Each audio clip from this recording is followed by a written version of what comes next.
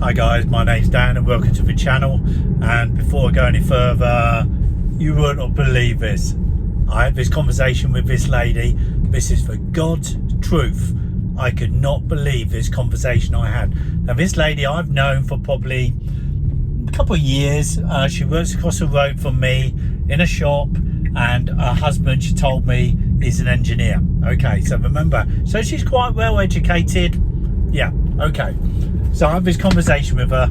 I parked up my car outside her shop, this one here, this new Model Y I bought in the cherry red, gorgeous car by the way. But anyway, back to the story.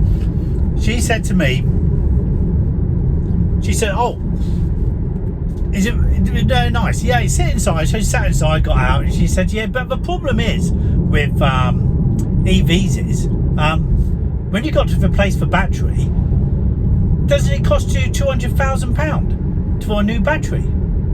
I said, £200,000? That's not all she said, by the way, so keep going. The best is yet to come. But £200,000, I said, are you crazy?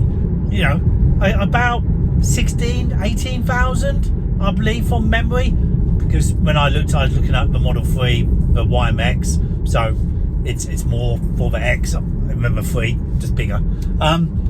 But I said, you crazy? The car only cost 60. So how's it 200,000? And they come with an 8-year warranty. You know, they're going to do 500,000 miles. I've got no worries whatsoever. I don't, you know, what's your problem? Where have you heard that to? My God. Anyway, getting on to the other bit of the story, what is even more stupid. I cannot believe this educated woman will believe bullshit like this. Social media, God. Anyway, she said to me, can't EVs go into multi-storey car parks? Hey, multi-storey car parks. So EVs can't go into multi-storey? No, she said, because of the weight. Because the batteries are so heavy, they can't go into multi-storey car parks, because my husband told me the multi-storey car parks will collapse underneath the weight. Right. So a Range Rover V8 SUV is lighter than a Fiat 500 EV. What is about the quarter of the size of a Range Rover? Oh, I don't know, she said. Right. And another thing she said as well, they can't go in the multi-storey car parks because if an old lady, not being sexist, or an old man, should put their foot down on their accelerator accidentally, the crash barriers aren't built to withstand the impact from an EV being so heavy. So you can't go into a multi-storey, A, because it's going to collapse, and B, because you're going to hit the fence if you accidentally hit the accelerator, and the fence can't hold the weight of the EV and go straight through, and you're dead. Right. I couldn't believe what I was bloody hearing. I thought, are you on drugs? You know, so I said to her, what? I just right, okay, I can't argue with that. And she said, my husband's a structural engineer, or an engineer of some sort. I thought, well, he needs to change his bloody job, doesn't he? Oh my God, you know, if he believe this bullshit. Anyway, more stuff was coming to the UK. Is, you probably know this already if you live in the UK, and I just have my head buried underneath a stone, is Somerset, Tata Cars, India, Tata Cars, what basically are going to take over the UK with BYD, I think, and they're opening a new factory in Somerset, 620 acres, production company to make new batteries. And of course, down in the southwest here, down in the UK, southwest in the UK, Crofty Mine, a famous mine where my father actually worked many years ago. They're reopening that for 2026 to mine for lithium to supply that factory. So that is amazing. That would be a lot of employment for the people down here, down in Redruth and Camborne, what they desperately need. It's one of the poorest places in the UK. It's got probably the biggest food bank in the UK, together with a couple other poor areas. So it really needs that employment. And Tata Industries obviously owned by Jaguar and Land Rover. What I didn't know, so now you know. Jaguar and Land Rover, they own those. That's for a luxury brand. They obviously make a lot of other cars as well, all EVs, sold in India. They are streets ahead, and they are going to be massive in the UK. And I just looked on Reuters this morning, for breaking news, and it did mention about them making cars, cheaper cars in the UK. So that, I think, is something to look out for as we go down the line.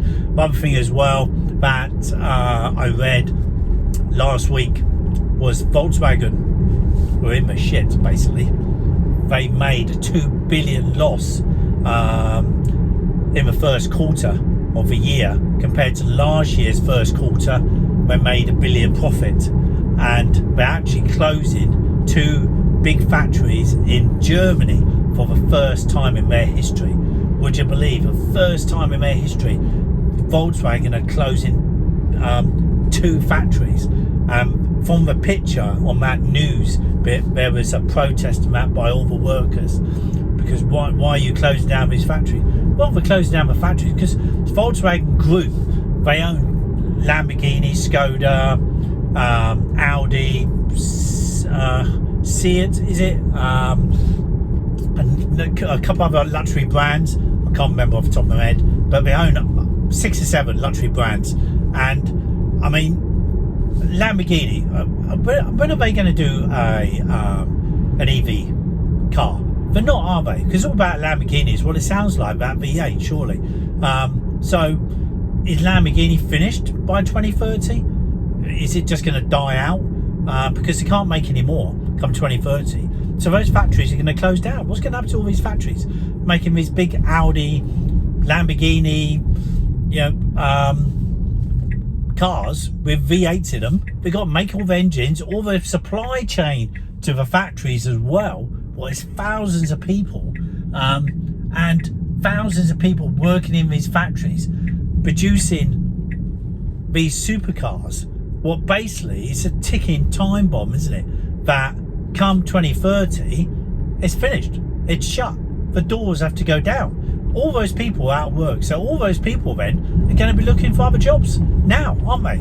Or they're not going to be being trained to go into that job, to do those jobs for those trained technicians. I know those technicians can go into making EV cars, sure, but you got to change the factory first, and the supply chain as well. That supply chain has got to be completely restarted from scratch, and this is where these companies are disadvantaged. To make that transition is going to cost billions for that company. Volkswagen, I don't think it was going to survive it, and this is what it's saying. Volkswagen could be the biggest casualty of this transition over to EVs, and I'm sure there'll be 1 or 2 along the line as well, but Volkswagen going to be going. Anyway, guys, that's the couple of amusing things I've heard. Please drop me a comment. I'd love to hear the mad things you've been hearing about anything EV related from social media. Are they ticking time bombs? Are they going to blow up in smoke? I've had my Model Y Performance now for a year, no issues at all, except for a little broken seat. Well, I put in another video, you can see that, and they're coming to my home address to fix it, so that is service. And this new one here, what I've bought, this is the Model Y in the cherry red with a white interior, from you can see just about in this video. Absolutely gorgeous car, absolutely love it. And why buy anything else with a charging network across the UK? Anyway, that's on other videos. I just don't see why you buy another EV, especially with the one I definitely would not buy would be the Porsche Taycan, unless you got a lot of money to lose. And I mean, you could lose 50,000 in a year.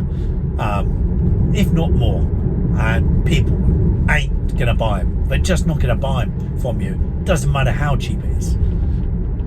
Anyway, guys, hope that video, enjoy this video. Please subscribe.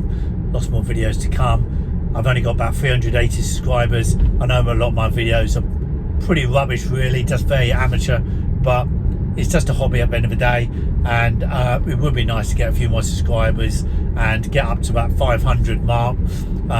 It's taken me a year to get almost 400, but I enjoy making them, and it's a bit of news as well. And you know what I say is the truth. It's not social media bullshit.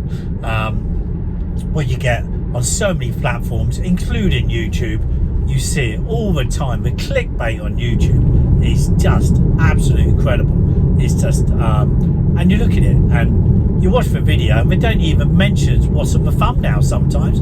It's just complete garbage. Anyway, I'm ranting on. Have a great day, guys, and I'll see you in the next video. Cheers for now.